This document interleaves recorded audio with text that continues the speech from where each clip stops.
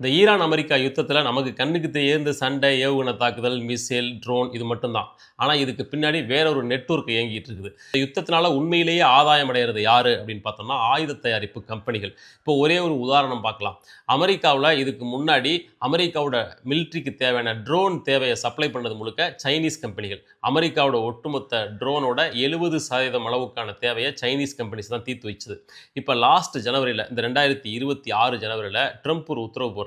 சைனாவிலிருந்து இனிமேல் ட்ரோனை இறக்குமதி பண்ணக்கூடாது, காம்போனன்ட்ஸை கூட அங்கிருந்து வாங்கக்கூடாது, அமெரிக்கா சொந்தமாக உற்பத்தி பண்ணிக்கணும், அதுக்கான கான்ட்ராக்டை விடுங்க அப்படின்னு ஜனவரி மாதம் ட்ரம்ப் ஒரு கையெழுத்திட்டுகிறார்.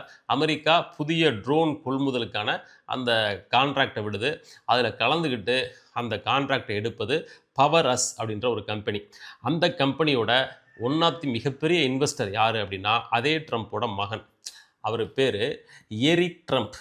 அந்த எரிக் ட்ரம்ப் தான் நான் முன்னாடி சொன்ன அந்த பவரஸ் கம்பெனியில் $25 மில்லியன் பணத்தை இன்வெஸ்ட் பண்ணியிருக்கிறார். ஈரான் யுத்தம் எப்போ ஆரம்பிச்சது?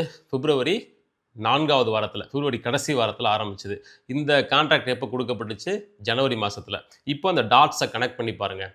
டொனால்ட் ட்ரம்ப்போட மகன் ஒரு ஆயுத தொழிற்சாலையோட மிகப்பெரிய இன்வெஸ்டர். ஏற்கனவே உக்ரைன் ரஷ்யா வாரில் ஆதாயம் பார்த்துருக்காரு. இப்போ ட்ரம்ப் திடீர்னு ஈரான் மேலே ஒரு தாக்குதல் அறிவிக்கிறாரு. சைனீஸ் ட்ரோன்கள்லாம் இனிமேல் வேண்டாம், புதுசாக தயாரிங்க அப்படின்னு புதுசாக ஒரு டிமாண்டை உருவாக்குறாரு.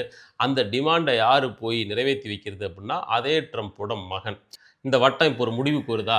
இப்படி ட்ரம்ப் தன்னோட சொந்த குடும்பத்தோட தேவையை நிறைவேற்றிக்கிறதுக்காக ஈரான் மீது ஒரு யுத்தத்தையே ஏவி விட்டுருக்காரு. இது எத்திக்கல் கிரவுண்டில் தப்பு அப்படின்னு பல விமர்சனங்கள் வருது.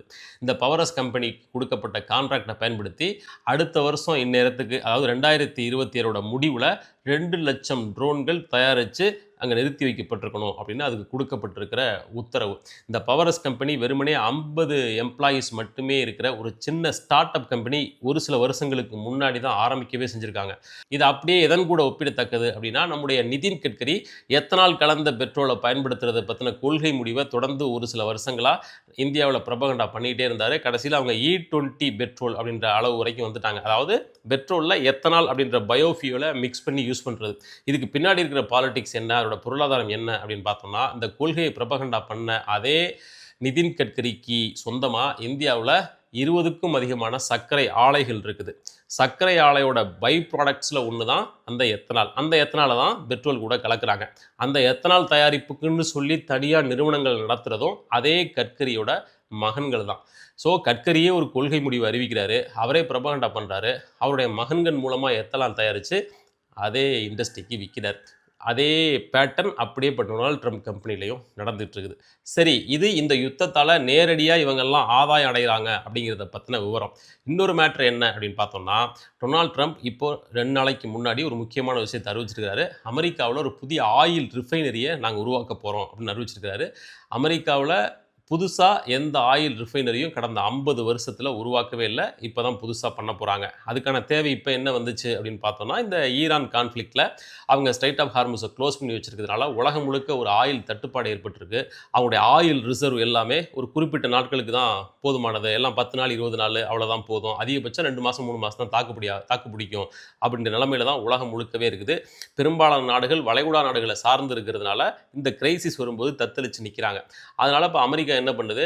நீண்ட நாள் தேவையை கருத்தில் கொண்டு ஒரு பிரம்மாண்டமான ஆயில் ரிஃபைனரியை அமெரிக்காவில் புதுசாக உருவாக்கணும் அப்படின்னு முடிவு பண்ணி $300 பில்லியன் இன்வெஸ்ட் பண்ணி அவ்வளோ பிரம்மாண்ட தொகையின் மதிப்பில் புதிய ஆயில் ரிஃபைனரியை உருவாக்குறது அப்படின்ற கொள்கை முடிவு எடுத்திருக்காங்க. அந்த ரிஃபைனரியை உருவாக்குறதுக்கான கான்ட்ராக்ட் யாருக்கு கொடுக்கப்பட்டிருக்கு தெரியுமா? நம்முடைய ரிலையன்ஸ் அம்பானிக்கு. ஒரு பக்கம் அதே அம்பானி தான் ரஷ்யாவிலேருந்து ஆயில் வாங்கிட்டு இருக்காரு. ரஷ்யாவிலேருந்து ஆயில் வாங்கக்கூடாது அப்படின்னு அமெரிக்கா இந்தியாவை மிரட்டுது. இன்னொரு பக்கம் அதே ரஷ்யன் ஆயிலை பயன்படுத்தி ஆதாயம் அடைகிற அம்பானியை கூப்பிட்டு அவங்க நாட்டில் ரிஃபைனரியை கட்ட சொல்லியிருக்கிறார்.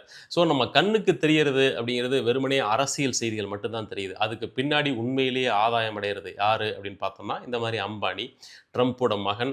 ஆல்ரெடி ட்ரம்ப்போட மருமகன் குஷ்னர், அவர் இந்த யுத்தத்தில் ரொம்ப முக்கியமான பங்கு வகிக்கிறாரு அப்படின்னு உலகத்தோட பல மீடியாக்கள் சொல்கிறாங்க. அந்த குஷ்னர் ஒரு யூதர்.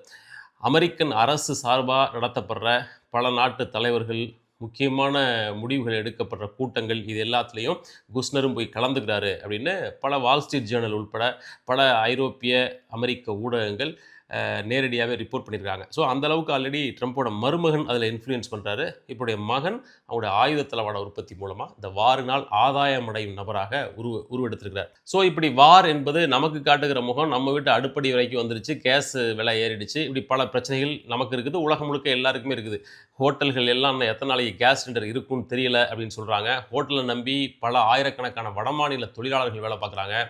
இந்த கேஸ் சிலிண்டர் கட்டு அப்படின்னா அவங்களுக்கெல்லாம் வேலை இல்லாமல் போகும். ஹோட்டலில் வேலை பார்க்குற நம்மூர் தொழிலாளர்களுக்கு வேலை இல்லாமல் போகும்.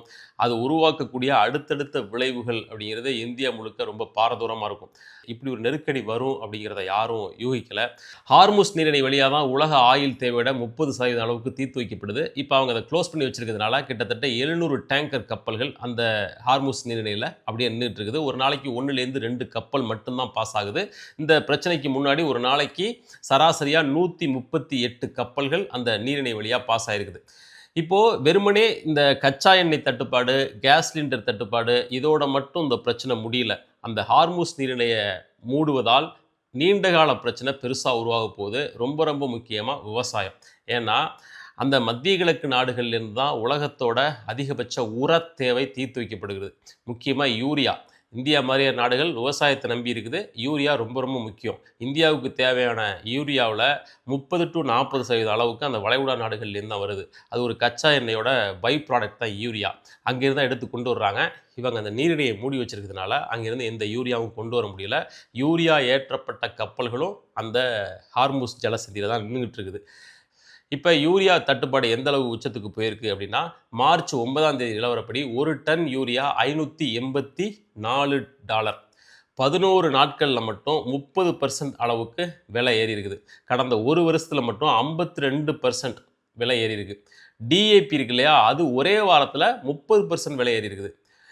ஈரானை பொறுத்த வரைக்கும் 12லிருந்து 13% அளவுக்கான யூரியாவை உலக நாடுகளுக்கு எக்ஸ்போர்ட் பண்ணுறாங்க. உலகத்திலேயே மிகப்பெரிய நைட்ரஜன் உற்பத்தியாளரான கத்தார் ராஸ் லஃபான் ரிஃபைனரி அவங்களோட உற்பத்தியை நிறுத்தி வச்சிருக்கிறாங்க. இன்னொரு பக்கம் எல்என்ஜி கேஸ் உற்பத்தியில் கத்தார் உலகத்திலேயே 2வது பெரிய யூனிட் அங்கே கொண்டு இருக்குது. அவங்க அதையும் இப்போ ஸ்டாப் பண்ணி வச்சுருக்கிறாங்க. எக்ஸ்போர்ட் பண்ண முடியாது இல்லையா, அதனால் உற்பத்தி பண்ணி வைக்க முடியாதுன்னு சொல்லி எல்என்ஜி கேஸையும் ஸ்டாப் பண்ணி வச்சுருக்கிறாங்க. ஸோ அந்த வகையிலையும் பிரச்சனை. இந்த உர விஷயத்துக்கு வருவோம்.